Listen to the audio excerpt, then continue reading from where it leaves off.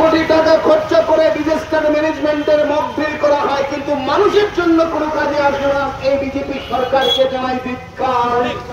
ব্যর্থ প্রশাসন আমরা জানাই ধিক্কার। শ্রমিকের প্রাণ বাঁচাতে ব্যর্থ প্রশাসন আমরা জানাই ধিক্কার।